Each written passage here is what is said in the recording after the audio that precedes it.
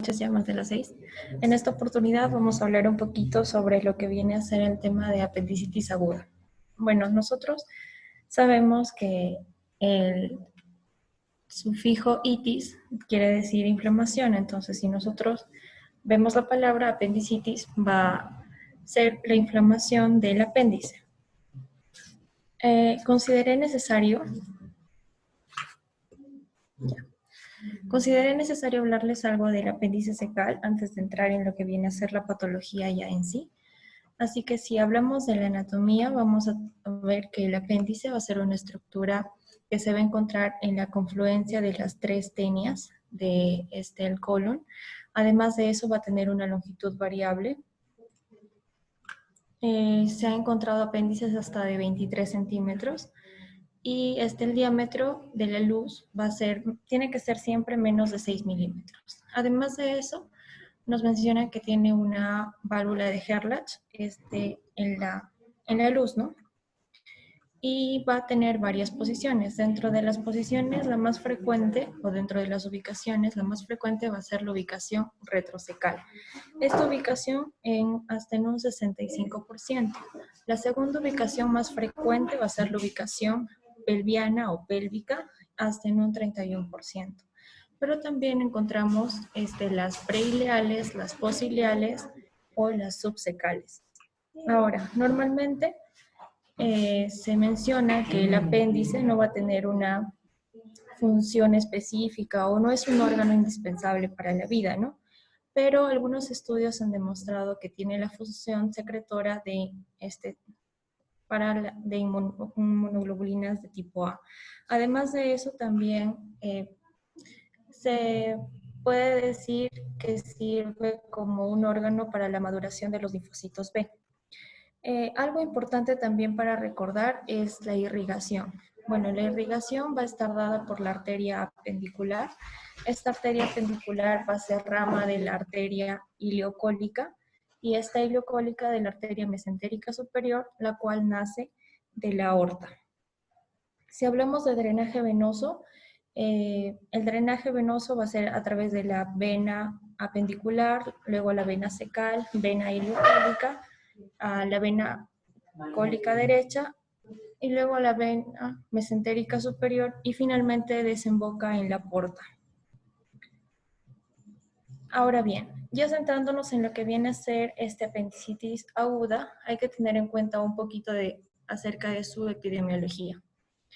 Esta patología tiene una incidencia entre el 7 a 10%, va a ser más frecuente entre la segunda y la tercera década de la vida.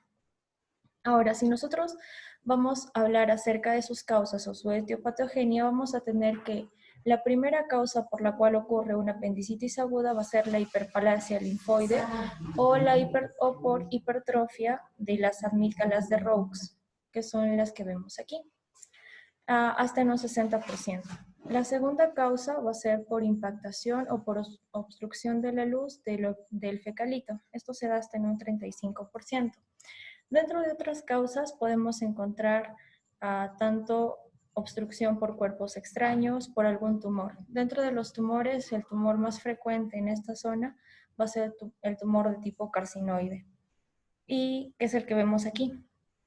Y dentro de los parásitos, por ejemplo, el más común que viene a ser el Ascaris lumbricoides.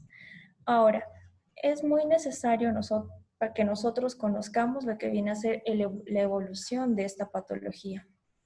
Para esto, voy a tratar de dibujarles un apéndice. Lo primero que viene a ocurrir, como ya hemos visto, va a ser la obstrucción de la luz. Entonces tenemos un apéndice, se va a obstruir.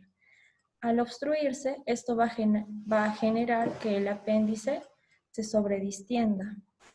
Al sobredistenderse, va a generar un reflejo sobre la serosa peritoneal, la cual va a ser mediada por el plexo solar.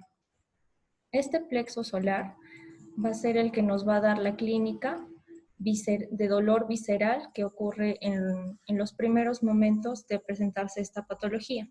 Es la fase número 1. Y este dolor se va a dar por la irritación de la serosa. Para repetir, luego de eso, va a aumentar la presión dentro del apéndice. Al aumentarse la presión dentro del apéndice, lo que va a ocurrir es que haya una obstrucción.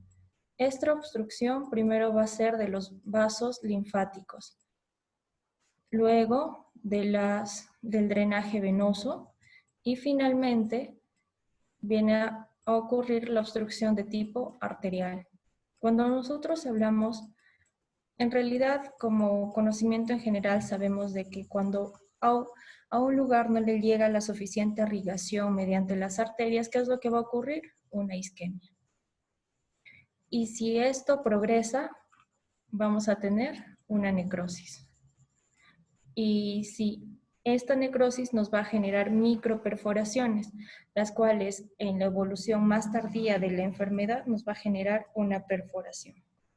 Ahora, como les mencionaba, el plexo solar va a ser el que nos va a dar el dolor visceral y lo demás.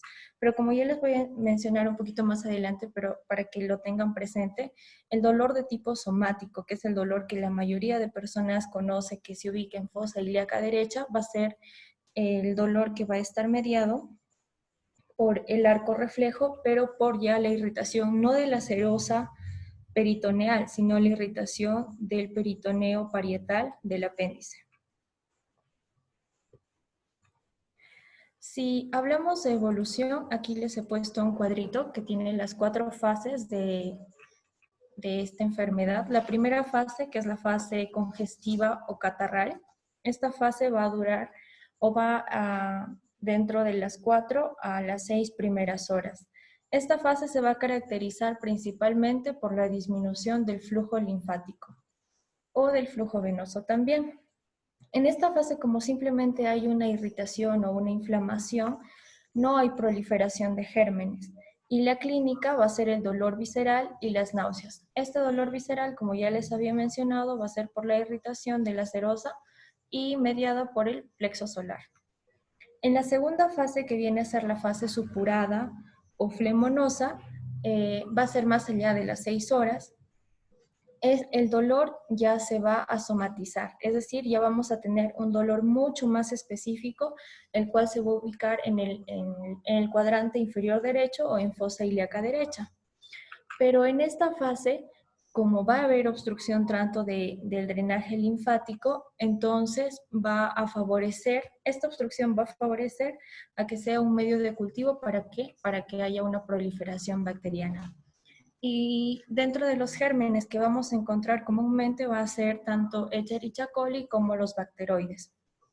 La tercera fase, que es la fase necrosada o gangrenada, esta se da más allá de las 12 horas de evolución.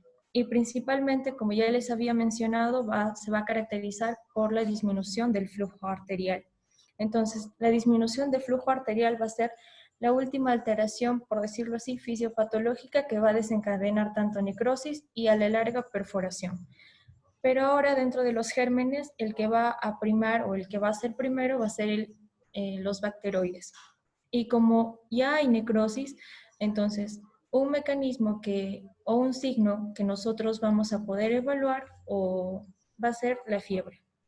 La cuarta fase, que es la fase perforada, va a ser más allá de 24 horas de evolución, y en esta fase lo que más nos va a importar va a ser que en la clínica nosotros vamos a encontrar el signo de Blamberg positivo. Este signo de Blamberg positivo es el dolor, es el dolor en fosa ilíaca derecha a la descompresión del abdomen. Y aquí les he puesto algunas imágenes. Este es un apéndice normal, este es un apéndice en fase congestiva o catarral, en fase supurada o flemonosa, en fase necrosada. Aquí ya ven, la necrosis se va a caracterizar por áreas de color oscuro en cualquier tejido. Entonces aquí vemos las áreas de color oscuro, que eso nos quiere decir que ya hay una necrosis. Y finalmente la perforación, que no se nota tan bien, pero aquí ya hay un agujero. Esa ya viene a ser la perforación. Ahora, cuando nosotros ya tenemos una perforación de apéndice, es necesario preguntarnos cuándo estamos frente a una peritonitis. La peritonitis viene a ser una de las complicaciones más graves de un apéndice. Entonces, ¿cuándo vamos a por lo menos sospechar que hay una peritonitis cuando hay signos de irritación peritoneal, los cuales, por ejemplo, van a hacer que tú al comprimir el abdomen va a existir dolor en todos los cuadrantes del abdomen. Además, el paciente ya puede entrar en un estado de shock y este estado de shock se va a caracterizar por la disminución de la presión arterial o hipotensión. Además, leucocitosis. Esta leucocitosis se menciona que es mayor a los 18.000, sí, 18.000, y fiebre elevada normalmente hacen fiebres hasta de más de 38,5. Y esta leucocitosis sí o sí tiene que tener desviación a la izquierda, es decir, neutrofilia. Ya habíamos hablado algo de los gérmenes que nosotros podemos encontrar en esta patología, los cuales son los bacteroides y Escherichia coli. Ahora, algo muy importante que nosotros sí o sí tenemos que tenerlo muy claro va a ser la clínica. Esta clínica nosotros vamos a encontrar a lo que viene a ser la cronología, disculpen la letra, la cronología de Murphy. Esta cronología de Murphy nos va a presentar dolor migratorio, dolor de tipo migratorio, náuseas y finalmente fiebre o anorexia. Hablemos primero del dolor. El dolor de tipo migratorio, o también se va a denominar la triada migratoria de Kocher. Esta triada migratoria de Kocher se va a caracterizar porque el dolor primero empieza en el epigastrio. ¿Y por qué en el epigastrio? Porque ya les había mencionado, hay una irritación de la serosa, la cual se va a mediar por el plexo solar. Este plexo solar va a hacer que primero al paciente le duela el epigastrio. Luego de eso va a migrar el dolor y se va a ubicar periumbilical, para finalmente ubicarse en la zona de la fosa ilíaca derecha. Esta viene a ser la triada migratoria de Kocher. Luego de que exista ya el dolor, el paciente puede presentar náuseas y vómitos. Y finalmente, fiebre o anorexia. Hay que tener en cuenta que la anorexia sí o sí se tiene que presentar en esta patología. O se menciona que hasta en un 90 o 99% de los casos, porque nosotros sabemos que en la medicina no es que todo sea que sí o sí tiene que ocurrir. Nada es al 100%, entonces siempre va a haber excepciones o casos raros. Ahora, si ya hablamos de lo que viene a ser los signos, hay que borrar esto. De los signos vamos a tener el signo del rebote o signo de Blamberg. Este signo de Blamberg, como ya les había mencionado, va a ser el dolor en fosa ilíaca derecha, pero a la descompresión, o sea, se comprime el abdomen y ahí mismo se saca la mano, o sea, es una maniobra rápida, por decirlo así. No es que lo comprimo despacio, y luego retiro mi mano despacio, no, sino que se comprime de manera más o menos enérgica, por decirlo así, y ahí mismo retiro. Entonces va a ocurrir un dolor en fosa ilíaca derecha. El signo de Genioud de Musi va a tratar del dolor a la descompresión, pero ya no solo en fosa ilíaca derecha, sino en cualquier parte del abdomen. También podemos encontrar una elevación de temperatura, pero como ya hemos visto en el cuadro de evolución, esto se va a presentar más allá de las 24 horas. Algunas literaturas mencionan entre 12 a 24 horas. Ahora, el signo de McBurney va a ser el signo esencial que la mayoría, que casi siempre tenemos que buscar cuando sospechamos de apendicitis. Entonces, este signo de McBurney, nosotros para poder evaluarlo vamos a tener que trazar una línea imaginaria desde el ombligo hasta la espina ilíaca antero-superior y la dividimos en 3 partes iguales. Entonces, el signo de McBurney se va a localizar entre la unión del tercio externo con el tercio medio. Aquí se ubica McBurney. El signo de Robson va a ser el dolor en fosa ilíaca derecha, o sea, en la parte de aquí, pero cuando yo comprimo en fosa ilíaca izquierda. ¿Cómo así? Lo que nosotros, o el mecanismo por el cual se va a dar este signo es la movilización de los gases del colon izquierdo hacia el colon derecho. Por eso es que cuando yo comprimo en la zona izquierda, el gas se va a movilizar y me va a generar este dolor en la zona derecha. El signo de psoas, que es el que vemos aquí, es el primero, que es el psoas. Este signo, también llamado como el signo de Metzel-Hausmann, nos va a indicar va a existir un aumento de dolor a lo que viene a ser la extensión de la cadera derecha cuando el paciente está en una posición supina de cúbito lateral izquierdo. Y el dolor va a disminuir cuando el paciente flexiona la pierna. El signo de psoas positivo nos va a indicar una apendicitis, por ejemplo, ya si hablamos de ubicación de tipo retrocecal. A diferencia del signo del obturador, que nos va a indicar una apendicitis de tipo pélvica.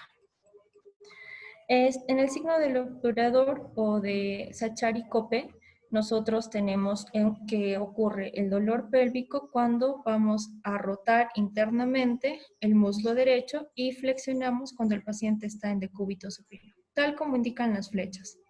Entonces es flexión y abducción del obturador interno. Ahora, para hacer el diagnóstico vamos a tener muchas escalas. O bueno, principalmente 3 escalas. Tenemos la escala de Alvarado, la escala de Ripasa y la escala de AIR. Pero lo que la mayoría de emergencias, por ejemplo, o en la mayoría de hospitales, o lo que casi siempre te van a preguntar va a ser por la escala de Alvarado. Esta escala de Alvarado nos va a medir tanto síntomas, signos y algunos hallazgos de laboratorio. Dentro de los síntomas nos va a evaluar la migración del dolor, anorexia y náuseas. Para estos 3 ítems, un punto para cada uno. Dentro de los signos que vamos a evaluar va a ser el dolor en el cuadrante inferior derecho en fosa ilíaca derecha, que exista un signo de rebote o de Blanberg positivo y además fiebre. Pero hay que prestar mayor importancia a lo que viene a ser el dolor en el cuadrante inferior derecho, al cual le vamos a dar una puntuación de 2. A los demás, 1. Y dentro de los hallazgos de laboratorio, que exista una leucocitosis. Recordemos que el término leucocitosis es cuando haya una elevación de leucocitos más allá de 10.000. Y si es que existe esta leucocitosis, la puntuación también va a ser de 2. Y además una desviación a la izquierda con neutrofilia. Se le da un punto. Esta escala en total va a tener una puntuación de 10. Y vamos a tener 3 parámetros. Cuando es menor de 4 puntos, entonces vamos a decir que nuestro paciente tiene baja probabilidad de que tenga una apendicitis aguda. Si la escala nos da una puntuación entre 5 a 6, es una probable apendicitis. Pero entonces, para confirmar que pido, exámenes auxiliares, que ya los vamos a ver en un momento. Pero si mi paciente con la escala de Alvarado tiene una puntuación mayor de 7, mayor o igual de 7, vamos a tener que existe una muy alta probabilidad de apendicitis y en la mayoría de casos se va a necesitar una intervención quirúrgica. Ahora bien, ya en lo que viene a ser exámenes auxiliares vamos a tener tanto los de laboratorio como los de imágenes. En lo que viene a ser el hemograma, lo que nos va a importar más va a ser la leucocitosis. ¿Por qué? Porque esta leucocitosis nos va a indicar, primero, es un criterio para diagnóstico de la escala de Alvarado, y segundo, porque nosotros sabemos que cuando ya existe un aumento de los leucocitos es porque el proceso inflamatorio está empeorando. Y es así que ya les había mencionado, leucocitosis mayor de 10.000 en general, pero mayor de 18.000 ya nos estaría indicando una peritonitis o una apendicitis complicada.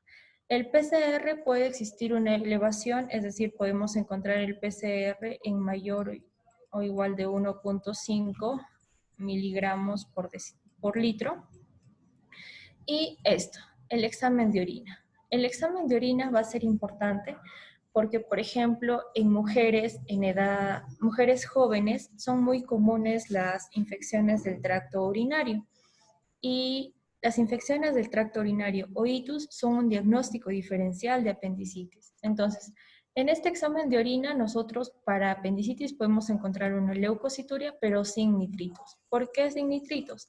Porque los nitritos van a ser un producto de una proliferación bacteriana que es común en la citrus, lo que ya les estaba mencionando. Ahora, en imágenes, vamos a tener tanto radiografía, ecografía, tomografía o resonancia. Obviamente, por ejemplo, en nuestro hospital se utiliza ecografía o, con suerte, una tomografía. Radiografía, en general, la vamos a utilizar para descartar otras patologías, como por ejemplo una obstrucción intestinal. La ecografía sí, este es un examen que tiene una buena sensibilidad y especificidad, pero nos va a ser de mayor utilidad en niños o mujeres embarazadas. Recordemos pues que en niños el apéndice es un poquito más corto y nos va a servir más que todo para confirmar el diagnóstico. Entonces, ¿cómo confirmamos el diagnóstico? Mediante ecografía. En primer lugar, vamos a tener un apéndice no compresible y el diámetro de este apéndice va a ser mayor a 6 milímetros. Si el diámetro del apéndice en la ecografía es mayor a 6 milímetros, ya nos estaría indicando que ahí hay un proceso de apendicitis.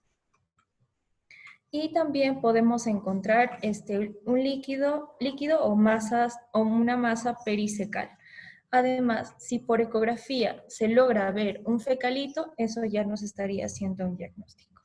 Ahora, en lo que viene a ser la tomografía, vemos que ya tiene una sensibilidad y una especificidad mucho más altas que la ecografía, razón por la cual es el gold estándar de esta patología, es decir, es el examen de oro, el examen que nos va a ayudar a diagnosticar sí o sí. Por ejemplo, en Estados Unidos, o sea, aquí te llega un paciente con una apendicitis y tú sí o sí le vas a hacer una tomografía. Es algo que en nuestra realidad es un poco impensable, porque en nuestra realidad nosotros hacemos, o los dos doctores hacen el diagnóstico de apendicitis mediante clínica, solo clínica. Y si es que ya existe una que otra duda diagnóstica, ya se van a una ecografía. Ahora, dentro de la tomografía lo que nosotros vamos a encontrar va a ser un apéndice distendido y el diámetro, al igual que en ecografía, va a ser mayor de 6 milímetros. Otras literaturas mencionan 7, pero entre 6 o 7, más o menos por ahí. Sí o sí va a estar un poquito más distendido. También se puede ver el fecalito o puede existir inflamación periapendicular, además adenopatías secales o incluso engrosamiento de la parietal del apéndice. Y resonancia se va a pedir en el caso de que exista duda diagnóstica, pero ¿en qué pacientes? En gestantes. ¿Por qué? Porque a una gestante no la podemos someter a radiación mediante tomografía. Así que si existe la posibilidad de hacerle una resonancia, se la hace.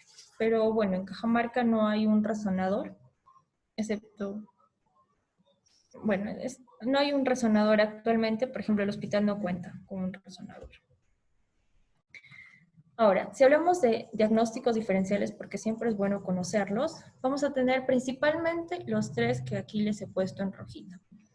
El primero, adenitis mesentérica en el caso, por ejemplo, de niños. Entonces, esta adenitis mesentérica va a ser, su etiología no es tan desconocida, pero puede ocurrir, por ejemplo, por infecciones virales, lo cual nos va a generar o nos va a causar también una congestión de lo que es la faringe. Y el cuadro clínico se parece bastante al de apendicitis, pero si nosotros le examinamos la gargantita al niño o al joven, entonces vamos a encontrar una faringe congestiva. Y en el caso de adenitis mesentérica y diverticulitis de Meckel, no vamos a encontrar la anorexia. Ahora, la diverticulitis de Meckel, nosotros sabemos que en este caso va a ser la inflamación del divertículo de Meckel. El divertículo de Meckel, para hacerle recordar, va a ser la comunicación perenne que se ha mantenido entre el ombligo y una parte del intestino. Y en el caso de mujeres jóvenes, lo que nosotros siempre, o la idea se nos debe venir a la mente, es un embarazo ectópico que puede estar roto. Ahora, si hablamos de casos especiales, vamos a encontrar principalmente estas 4 poblaciones. Aquí hay otros más diagnósticos diferenciales, por ejemplo, el caso de ITU o torsión testicular en varones jóvenes. pero centrémonos aquí, en lo que viene a ser los casos especiales. La población de los niños en realidad es muy especial en la mayoría de patologías. En este caso, porque los niños no te van a presentar una clínica muy florida y además la evolución del cuadro va a ser mucho más rápida, razón por la cual va a existir un número mayor de complicaciones. En el caso de gestantes, lo importante para recordar es que la apendicitis va a ser la patología quirúrgica más frecuente en el segundo trimestre del embarazo. Y además, nosotros aquí le vamos a pedir una ecografía y si ocurre normalmente en el segundo trimestre del embarazo, se prefiere hacerle una intervención laparoscópica. ¿Sí me escuchan? ¿Estás? Uy, perdón. Ya, ok, sigamos. Aquí importante mencionar que en gestantes vamos a evaluar tanto los signos de Alder como el de Bryan. El signo de Bryan, por ejemplo, va a ser el dolor a la movilización del útero y el signo de la movilización del útero hacia la derecha. Y el signo de Alder vamos a buscar un punto de sensibilidad cuando la paciente se encuentra en decúbito supino y luego en decúbito lateral. Los ancianos, al igual que los niños, son una población muy especial. Los ancianos tampoco nos van a manifestar una clínica muy florida, hay una sintomatología ambigua y el dolor no es tan fuerte o expresivo como puede ser en un joven. Las complicaciones, al igual que en los niños, van a ser muy frecuentes, pero lo más importante que debemos recalcar aquí es que en los ancianos vamos a tener que descartar patologías oncológicas por la misma edad. O sea, nosotros sabemos que mientras mayor sea una persona, más riesgo de que haya un cáncer oculto por ahí. Y en población de VIH positivo, hay que recordar que esta población va a ser más susceptible que la población en general para muchas patologías y bueno, apendicitis no es una excepción. Y además que esta población se va a caracterizar porque va a tener un mayor número de complicaciones tardías. Creo que han escrito en el chat. Ay, lo siento. Ay, lo siento. Ya bueno, sigamos. Ahora vamos a abordar el tema de lo que ya viene a ser el tratamiento. Para el tratamiento les he puesto este cuadrito en el cual he dividido en apendicitis no complicada y apendicitis complicada, la cual puede ser de dos tipos, tanto una peritonitis local como una peritonitis difusa. Ahora bien, el manejo en realidad el objetivo del tratamiento para tratar una apendicitis va a ser la remoción del apéndice antes de que ocurra la perforación. Eso es lo ideal. Pero si ya ocurre una perforación, vamos a tener casos de peritonitis, ya sea local o difusa, donde el manejo va a cambiar un poco. Entonces, cuando una apendicitis no está complicada, ¿qué es lo que tenemos que hacer? Hacer una apendicectomía inmediata o lo más pronto posible. ¿Cómo hacemos la apendicectomía? Mediante una técnica laparoscópica o mediante una técnica abierta. La técnica abierta va a ser en la cual vamos a encontrar la que normalmente es la más común. Por ejemplo, algo para mencionarles así rápido, va a ser los tipos de incisiones en cirugía abierta. Vamos a tener la incisión de Rocky Davis, que es la que viene aquí en azul, la incisión de McBurney en verde y la incisión paramediana derecha. La incisión paramediana derecha también se menciona que se puede hacer, por ejemplo, en casos de peritonitis, pero localizada. Ahora, si es que vamos allá a dar un abordaje laparoscópico, vamos a tener que colocar el videoscopio por el ombligo y luego otros dos puntos de acceso para lo que viene a ser las pinzas. La ventaja de la laparoscopía frente a una cirugía abierta principalmente va a ser que no va a haber tantas complicaciones en la herida, en el cierre de herida, al final. Y ya. Y otra cosa, o sea, se podría decir que es mejor hacer una laparoscopía por los beneficios que te trae, pero siendo consecuentes y algo realistas, nuestros hospitales, si te llega una emergencia de apendicitis a las 10 de la noche, por ejemplo, entonces no vas a encontrar un equipo de laparoscopía, y así que tienes que hacer tu cirugía abierta. Habiendo dicho eso, como va a ser un cuadro de apendicitis no complicada, no es necesario lavar la cavidad. ¿Por qué? Porque si nosotros hacemos lavado de cavidad, no tiene sentido. Algo que sí tendría sentido si es que ya es una peritonitis difusa. Ya les voy a explicar el por qué más adelante. Al igual que tampoco va a ser necesario colocar un drenaje, pero eso sí, es necesario darle antibiótico. Pero un antibiótico profilaxis. Se menciona que aquí se le puede dar una monoterapia con una cefalosporina de segunda generación, por ejemplo. Si se le puede dar 24 horas antes de la cirugía o en la inducción anestésica. ¿Pero qué es profilaxis? No es antibiótico terapia. Profilaxis. Y la herida operatoria. El cierre de la herida operatoria va a ser un cierre por primera intención. Para mencionarles algo rapidito nada más, cuando nosotros vamos a tener heridas quirúrgicas o heridas en general, van a haber tres tipos de cierre. El cierre por primera intención, que es el cierre cuando el cirujano, por ejemplo, hace una incisión y luego sutura. Ahí mismo sutura. Ese es el cierre por primera intención. El cierre por segunda intención va a ser el cierre en el cual la herida va a cerrar sola sin necesidad de puntos de sutura, porque se va a empezar a formar un tejido de granulación y al final cierra. Y el cierre por tercera intención va a ser el cual, en primer lugar, nosotros vamos a dejar que esta herida cierre sola, es decir, forme su tejido de granulación, y una vez que esté formado este tejido de granulación, ya vamos a hacer un cierre por primera intención, es decir, vamos a suturar. Ese es el cierre por tercera intención, o diferido o abierto. Ahora, en el caso de peritonitis complicadas, apendicitis complicadas, vamos a tener tanto la peritonitis local o difusa. Este es el caso de una peritonitis local, donde ven que, por ejemplo, el exudado, por decirlo así, o el contenido que estaba dentro del apéndice ha salido, pero solo se ha quedado en esa parte, en ese cuadrante. No se ha difuminado por todo el abdomen, como sí sucede en el caso de la peritonitis difusa. Entonces, en ambos casos se va a requerir una conducta quirúrgica, tanto sea por abordaje laparoscópico o abordaje abierto. En el caso de peritonitis local, no vamos a hacer un lavado de cavidad, porque si nosotros lavamos la cavidad con suero salino, por ejemplo, o con agua destilada, ¿qué es lo que vamos a hacer? Que todos estos gérmenes que solo estaban concentrados en esta zona, por decirlo así, se empiezan a difuminar por todo el abdomen y le estaríamos generando un daño al paciente.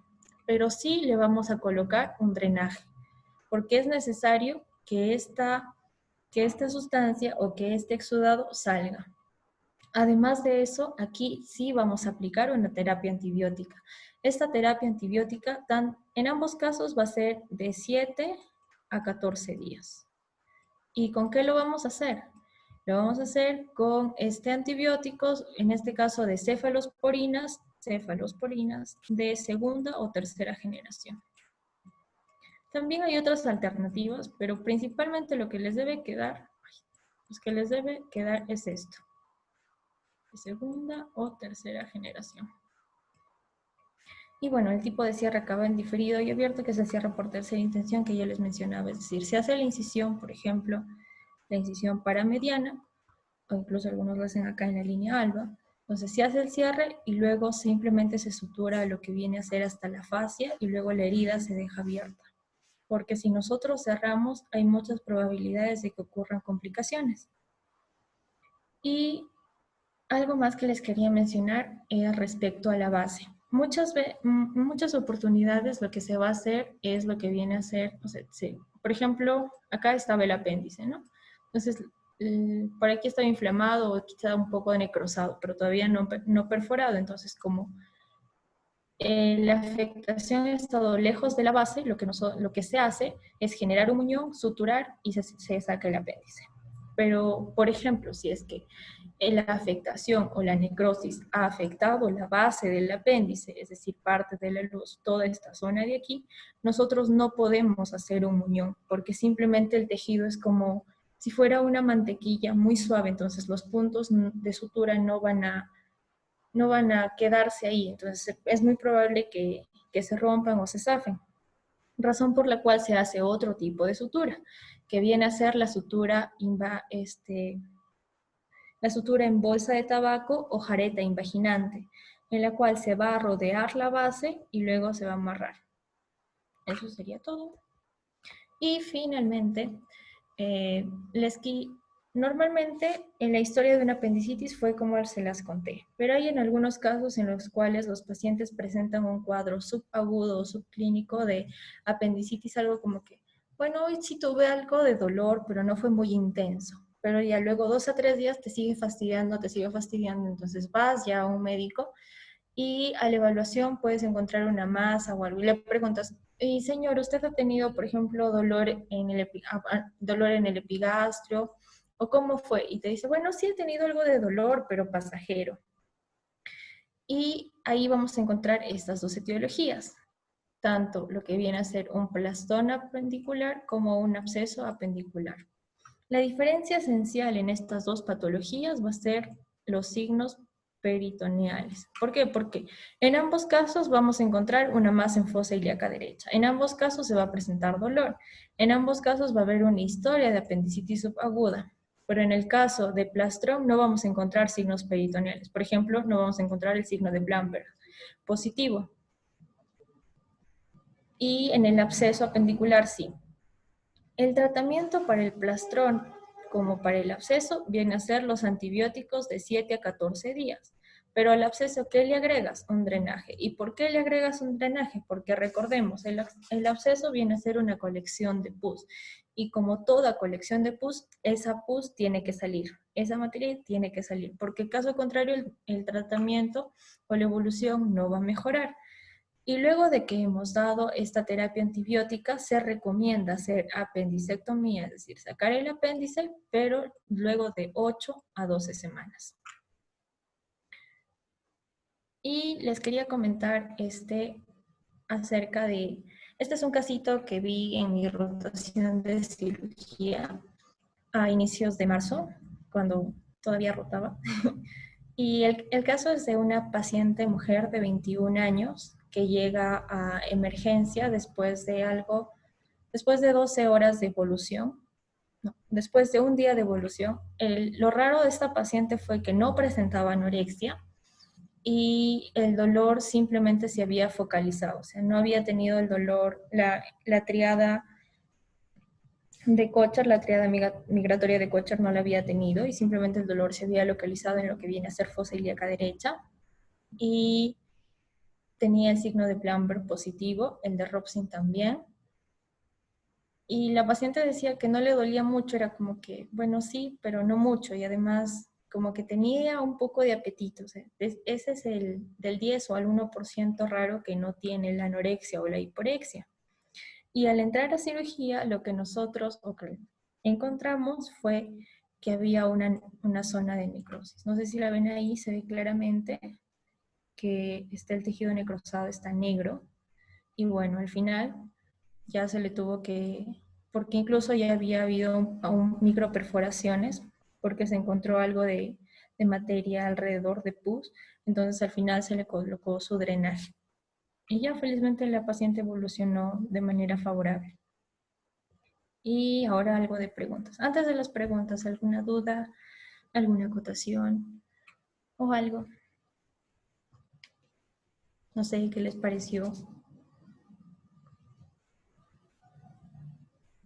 Chicos, ¿me escuchan?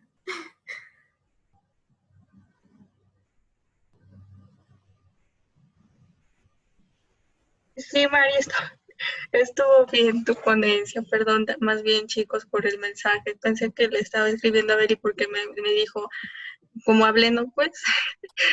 Perdón, chicos. Estuvo bien tu ponencia. Yo tengo acotaciones, pero que sean después de las preguntas. Ahí, entonces hay que empezar las preguntas. La primera pregunta dice, la apendicitis aguda se inicia por enfermedad celíaca, hipertrofia de las amígdalas de Rous, fagocitosis bacteriana del ciego, mala absorción intestinal, hipotrofia de las placas de Peyer. ¿Cuál creen que sea?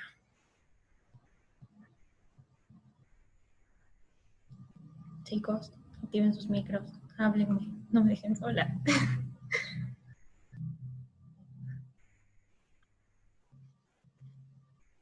La B, la E, o la B, la E. La B. Las admítgalas de Raux. Justo lo que les mencionaba. Hipertrofia de la zona linfocitaria o admítgalas de Raux. Muy bien. Ahora, una pregunta del examen de salud de 2011. ¿En dónde se localiza el punto de McBurney? En la intersección entre el reborde costal derecho y la línea medio clavicular derecha, en la intersección de la línea media axilar y la cresta ilíaca, en la intersección de la línea que va del reborde de las últimas costillas con la línea alba, en la intersección entre el tercio interno y el tercio medio de una línea trazada desde el ombligo a la espina ilíaca anterosuperior, o entre el tercio lateral y el tercio medio de una línea trazada desde el ombligo hasta la espina ilíaca anterosuperior. ¿Cuál creen que es? La E. La E. Muy bien, excelente. Es la E, porque recordemos, se trazaba una línea imaginaria desde el ombligo hasta la espina ilíaca anterosuperior y era la unión del tercio lateral o el tercio externo con el tercio medio. Excelente. Otra pregunta. ¿Cuál de los siguientes síntomas que al estar ausente pone en duda el diagnóstico de apendicitis aguda? Constipación, malestar general, náuseas y vómitos, fiebre o anorexia. Constipación. ¿Cuál? Fiebre. Recordemos que la fiebre va a aparecer más allá de las 12 o incluso 24 horas. La A. Constipación puede ocurrir en niños, pero no es como que si el paciente te viene con constipación, tú digas, este tiene apendicitis. No. Malestar general tampoco, porque es muy común. Náuseas y vómitos puede ser porque en realidad es uno de los síntomas o es algo que forma parte de la Anorexia. Anorexia, porque lo que les mencionaba, la anorexia está presente hasta en un 99% de los pacientes. Si tu paciente como que no tiene anorexia, ya te pones a dudar, como en el caso del que les presenté. Esa paciente no tenía anorexia, por eso el doctor le empezó a pedir tanto ecografía y la mayoría de exámenes que ustedes se puedan imaginar, porque se duda el diagnóstico. Ahora, la siguiente pregunta. ¿Cuál es la alteración fisiopatológica final de la evolución de apendicitis complicada? Obstrucción arterial, obstrucción venosa, dilatación rápida visceral, obstrucción del lumen u obstrucción linfática. ¿Cuál creen que sea? La A. La A es lo que al final sucede. Porque primero, ¿qué ocurría? La sobredistensión, lo que generaba aumento de la presión y obstrucción linfática. Primero, luego obstrucción venosa y al final la obstrucción arterial. Perfecto. Otra pregunta. Mujer de 24 años, casada, acude a emergencia por presentar dolor abdominal en epigastrio y luego que el dolor se localiza en fosa ilíaca derecha de 24 horas de evolución. Además tiene hiporexia y náuseas. Al examen físico encontramos dolor en fosa ilíaca derecha, el signo de McBurney positivo y el signo de Blamberg. En el laboratorio le orina normal y además leucocitosis con desviación izquierda. ¿Cuál es el diagnóstico? Enfermedad pélvica inflamatoria, quiste de ovario pedículo torcido, apendicitis aguda, embarazo ectópico roto o diverticulitis secal. ¿Cuál creen? La C. Apendicitis. Sí, muy bien, perfecto. Otra pregunta. El punto doloroso sensible en la apendicitis aguda se reconoce como signo de... La A.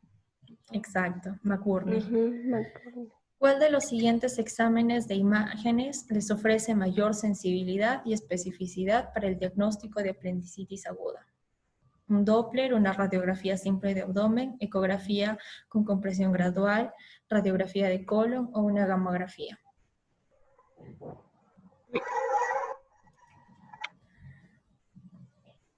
¿Cuál creen? Eco. ¿No sería tomografía con contraste? Exacto, es la tomografía con contraste, pero en las alternativas no te dan tomografía. Entonces, ¿qué es lo que marcas? Eco. ¿Cuál es el otro examen? ¿Eco-Doppler? Exacto. Eco, ecografía con compresión. La Doppler te sirve para ver la Doppler para ver flujo tanto arterial Sí, como venoso. como Y la tiene ecografía razón. Y la ecografía con compresión gradual, justo lo que les decía, un apéndice compresible con un diámetro mayor a 6 milímetros. Exacto, ecografía. Ahora, niño de 4 años con un tiempo de enfermedad de 24 horas caracterizado por dolor en fosa ilíaca derecha intenso, rigidez abdominal, un Blamberg positivo. ¿Cuál es la conducta más apropiada a seguir? Cirugía, observación, cirugía. Perfecto. Cirugía. Perfecto. Paciente mujer de 15 años con dolor en fosa ilíaca derecha de 18 horas de evolución y temperatura de 38.5 desde hace 24 horas. Menstruación hace 10 días. Al examen orofaringe congestiva, abdomen blando pero doloroso en fosa ilíaca derecha. ¿Cuál es el diagnóstico más probable? Diverticulitis de Meckel, adenitis mesentérica, síndrome intermenstrual, enfermedad inflamatoria pélvica o diverticulitis. ¿La? No. La Recordemos que vamos a encontrar en el examen una orofaringe congestiva. Lo que nos quiere decir, más o menos nos indica un cuadro viral. Además, si ustedes analizan el cuadro, se parece mucho al de apendicitis. Entonces, ¿cuál es el diagnóstico diferencial que habíamos hablado que se parece mucho a apendicitis, pero además vamos a encontrar una orofaringe congestiva? Es una adenitis mesentérica. Ahora, otra. En el estudio diagnóstico del síndrome doloroso abdominal, ¿cuál de los siguientes actos médicos están contraindicados? Paracentesis y lavado peritoneal, exámenes radiológicos y ecográficos no invasivos, analgésicos y antibióticos, TAC y ecografía, exámenes videoendoscópicos. ¿Qué es lo que tú a un paciente con dolor abdominal no le puedes dar porque puede enmascarar su dolor? Exacto, los analgésicos. A un paciente, por ejemplo, te llega un paciente de emergencia con mucho dolor, primero tienes que más o menos ya tu diagnóstico orientarlo por algún lado antes de darle algún analgésico. Incluso, a veces el paciente ya llega con, ha tomado un paracetamol, un ibuprofeno o algo que le calma el dolor y ya se enmascara el cuadro y a veces eso va a complicar mucho el diagnóstico. Paciente de 20 años de edad con diagnóstico clínico de plastrón apendicular, con leucocitosis y desviación izquierda. ¿Cuál es la conducta a seguir? Hidratación y analgesia, cirugía de emergencia, drenaje percutáneo, antibiótico terapia u observación. ¿La B? No, el plastrón, Antibiótico. como el Antibiótico. Sí. ¿Por qué? Porque el plastrón, tanto como el absceso apendicular, ¿le vamos a hacer una cirugía? Sí, pero no de emergencia. Porque esta cirugía la vamos a realizar de 8 a 12 semanas luego. No se olviden eso, ese es el tiempo. Y las últimas preguntas, ¿ya? Paciente varón de 30 años con diagnóstico de apendicitis aguda complicada que cursa febril y con ictericia. La complicación más probable es pilefrebitis, plastrón apendicular, perforación, absceso pélvico o fístula enterocutánea. Eso es algo que no les mencioné, así que voy a aprovechar esta pregunta para mencionarles. Las dos complicaciones más frecuentes que tiene una apendicitis va a ser la pilefeblitis con la peritonitis. La pilefeblitis va a ser un cuadro en el cual se van a formar trombos sépticos, por decirlo así, y los cuales van a llegar más comúnmente a lo que viene a ser el hígado. Entonces, ustedes saben que cuando hay alguna patología que nos afecte el hígado, ¿qué es lo primero que se va a manifestar? O lo más común, una ictericia. Así que esta palabrita va a ser la clave. Además de que su diagnóstico de apendicitis complicada. Entonces, ¿cuál sería la complicación más probable? Una pilefeblitis. Varón de 60 años con masa dolorosa en fosa ilíaca derecha y fiebre de 7 días de evolución. ¿Cuál es el diagnóstico más probable? Una hernia de Spiegel, un NM de ciego, absceso de pared abdominal, plastrón apendicular o un tumor carcinoide.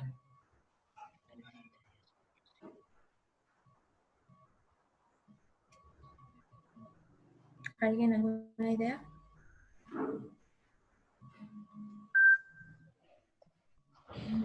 ¿Un tumor? Los tumores normalmente no te dan fiebre. Ujú, En este caso va a ser un plastrón aprendicular, ujú. porque es una masa dolorosa y bueno, la fiebre es algo adicional que te da. Si acá te dijeran masa dolorosa en fosa ilíaca derecha y además con signos peritoneales, ¿qué marcan? Acá, por ejemplo, les darían la alternativa de absceso apendicular. Esa sería la respuesta. Porque hemos dicho que la diferencia entre plastrón y absceso va a ser que el absceso sí te presenta signos peritoneales y el plastrón no. Y la última, mujer de 25 años acude por dolor abdominal en fosa ilíaca derecha hace 7 días. Se automedica con ciprofloxacino y paracetamol bioral. Recordemos el tiempo, 7 días. Al examen está hipotensa, está taquicárdica y además su frecuencia respiratoria está elevada y tiene fiebre. Piel pálida, sudorosa, escleras ictéricas. Abdomen distendido con ruidos aéreos disminuidos, tiene McBurney positivo y rebote positivo. El diagnóstico es apendicitis aguda complicada con peritonitis generalizada con indicación quirúrgica, pero en el postoperatorio continúa con la ictericia. ¿Cuál de las siguientes patologías va a explicar la ictericia? Una colangitis, hepatitis, pancreatitis, ¿La D? la La D. B. Exacto, perfecto. Ujú. Y eso sería todo. Sería todo, chicos. Espero no haberlos aburrido y que hayan entendido por lo menos una parte. Muchas Y, gracias. Ujú. y eso es un cuadrito más o menos resumen de todo lo que les hablé. Nos pasas. Ajá, sí, ya les paso. Pero eso sería todo, muchachos. ¿Puedes Muchas ponerme ese gracias, cuadrito Mari. para ver al toque? Ya, es lo mismo de las diapositivas, solo Sí, que más pequeño. sí, que yo quería hacerte una pregunta. Bueno, Dime. porque me pasó a mí. Yo tenía en la clínica todos, hasta el Bloomberg positivo, pero no estaba en la fase perforada mi apéndice. Ya. Entonces, de repente pueden cambiarse las clínicas, depende del paciente. Bueno, recordemos que el Blamberg positivo va a ser el dolor en la Ajá. fosa ilíaca derecha a la descompresión. Eso nos va a indicar que justo va a haber inflamación en esa zona. A diferencia de, por ejemplo, el Geneaus de Musi, donde es el dolor a la descompresión, pero en cualquier parte. Entonces, lo que yo creo que sucedió contigo es que, no, el signo de Blamberg es uno de diagnóstico, es un ítem diagnóstico de apendicitis. Ya, claro, claro. Ajá. Entendí. Sí, porque el doctor me hizo así, dijo, no, ya tiene apendicitis. Entonces, ya, Sí. Ujú. sí. El de Bramber es más también Obviamente más que, enfocado en lo que viene a ser la peritonitis. obviamente Ya. que se menciona que va a ser más común encontrarlo cuando ya exista una perforación o cuando Ajá. haya más irritación, pero también se puede encontrar solo en casos de apendicitis. Como Ah, ya les dije, y creo que ya sabemos, o sea, nada en medicina es al 100% ni exacto. Siempre van a haber excepciones para todo, muchachos. Muchas gracias, Mari, Nada. por resolverme la duda. ¿Alguien más? Eliana iba a hablar, creo. Hay algo en el chat, creo. A ver.